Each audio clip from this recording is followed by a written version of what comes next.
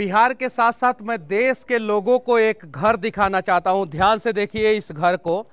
ये कोई साधारण घर नहीं है, ये शहीद चंदन सिंह का घर है। यानी कहने का मतलब एक शहीद का घर है जो जवानी में इस देश को बचाने के लिए कुर्बान हो गए और जिनकी शादी जो है सिर्फ 18 महीना पहले हुई थी।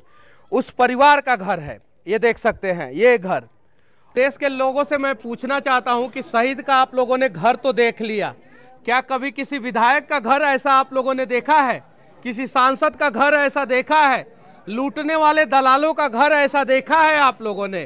क्या कभी किसी बिजनेसमैन का घर देखा है? ऐसा घर जो है एक गरीब परिवार में पैदा हुआ देश पे मर मिटने वाला शहीद का ही हो सकता है। तो उम्मीद है कि आप सभी आएंगे और कुछ प्रयास करेंगे। और सरकारें आएंगी, सरकारें जाएंगी, सत्ता परिवर्तन होगा, कभी विपक्ष का अच्छा दिन आएगा, कभी पक्ष का अच्छा दिन आएगा, लेकिन बिहार के शहीदों का अच्छा दिन कब आएगा हमें नहीं पता।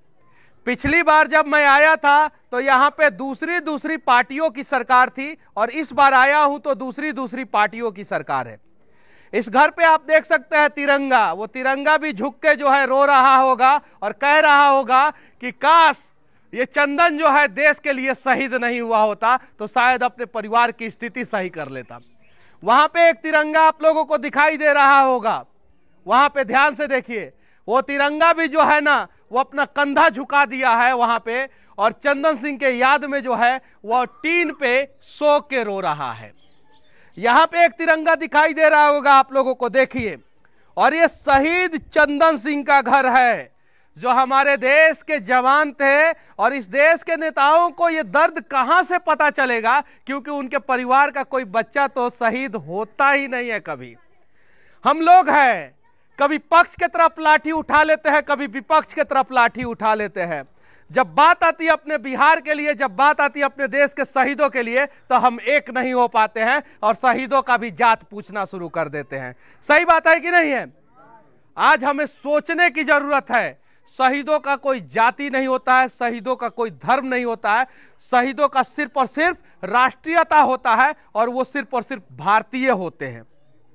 इस देश में अनेकों राज्य हैं और हर राज्यों का नियम अलग क्यों है? जब उत्तर प्रदेश में कोई शहीद होता है तो 51 लाख से लेके 1 करोड़ रुपया मिलता है। उत्तराखंड में शहीद होता है तो 51 लाख से लेके 1 करोड़ रुपया मिलता है। दिल्ली में शहीद होता है तो 1 करोड़ रुपया मिलता है। महाराष्ट्र और साउथ के राज्यों में शहीद होता है तो 1 करोड़ से लेकर 10-10 करोड़ रुपया मिलता है। और बिहार में जब बिहार का कोई लाल जो है बॉर्डर पर शहीद होता है तो बिहार सरकार पूछती तक नहीं है। हालांकि कुछ नेता आते हैं, दर्द बांटने का प्रयास करते हैं, फोटो खिंचवाते हैं और यहां से चले जाते हैं और फिर हमारे शहीद को भूल जाते हैं।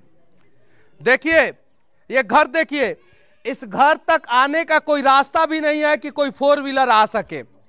हम रास्ता नहीं मांग रहे हैं, हम इतना तो जरूर कह सकते हैं कि भाई जो है सरकार, आप आंखों पे धृतराष्ट्र वाला पट्टी हटाइए और हो सके तो इस शहीद का घर बनवा दीजिए। और अगर नहीं बनवा सकते हैं तो बिहार के लोग भी कुछ कर सकते हैं। मैं 1 महीना पहले लगभग आया था, 1 लाख रुपया कह के मैं गया था। मैंने खाता एक नया खुलवाया, 2 लाख रुपया उसमें बैलेंस है। पहला ट्रांजैक्शन किया और मैंने 1 लाख रुपया का पहली बार चेक काट के मैंने इनको दे दिया, मैंने दे दिया। और मुझे देखने के बाद कुछ लोग 1100 रुपया दिए और कुछ भाई जो है जिनका नाम मैं बता देना चाहता हूं, प्रेम कुमार है और एक डॉक्टर साहब है, उन्होंने कहा कि इनका घर बनवाने के लिए 2 ट्रैक्टर ईंट, 1 ट्रैक्टर सीमेंट और 1 ट्रैक्टर गिट्टी देंगे इनका घर बनवाने के लिए। अरे बदलाव तो ऐसे ही होगा ना। हम लोगों के अंदर जितनी शक्ति है उस शक्ति से का अगर सही इस्तेमाल करेंगे तो हम पूरे बिहार को बदल देंगे। हर जगह तो मनीषवा नहीं ना जा सकता है। अब मनीषवा को कभी बाहर और कभी भीतर भी सरकार कर देता है। सही है कि नहीं है? कभी जेल के अंदर भी डाल देता है और कभी बाहर छोड़ देता है। अभी रोज जो है मैं कोर्ट कचहरी का चक्कर लगा रहा हूं। तो पैदा हो जाइए, आप लोग बिहार के लाल हैं और शेर वाला डीएनए है। चलिए हम लोग सब लोग जो है कैमरा वाला मोबाइल उठाते हैं, सही इस्तेमाल करते हैं, अब बदल देते हैं बिहार को। किसने रोका है?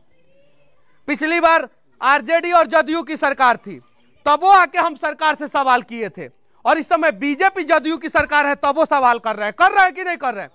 कहीं हम मरम्मत कर रहे हैं कि नहीं सरकार बदल गई है तो हम थोड़ा सा ढीला छोड़ देंगे?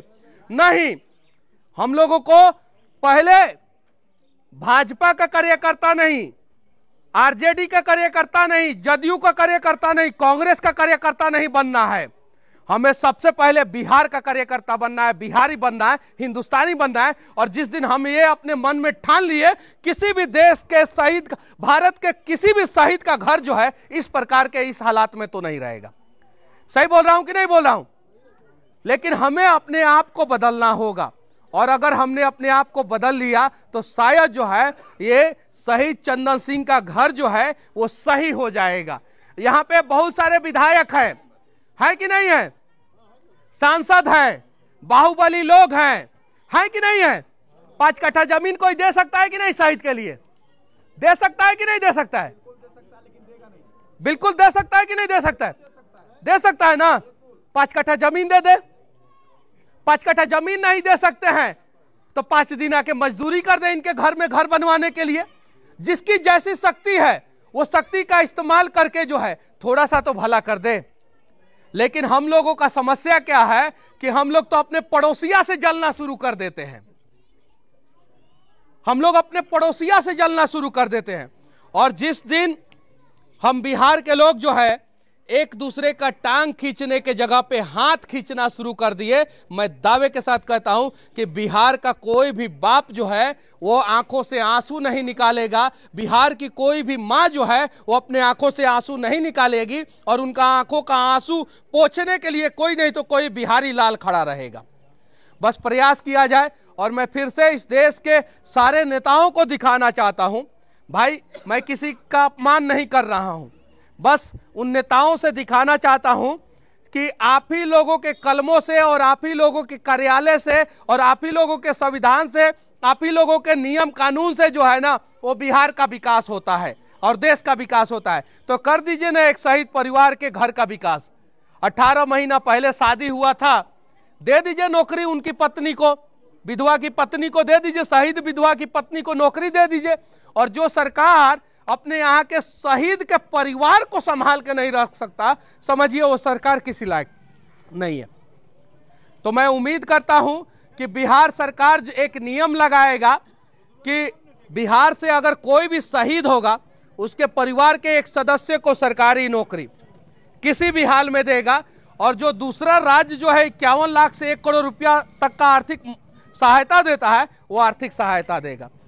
बाकी अगर मेरी बातें किसी नेता या नेता के पुत्र या नेताओं के चमचों को बुरा लग जाए तो मुझे कोई फर्क नहीं पड़ता, फिर से जेल में डाल देना, मुझे कोई फर्क नहीं पड़ता। मैं इस देश के और अपने राज्य के शहीदों के लिए, अपने राज्य के और देश के लोगों के लिए आवाज उठाता रहूंगा।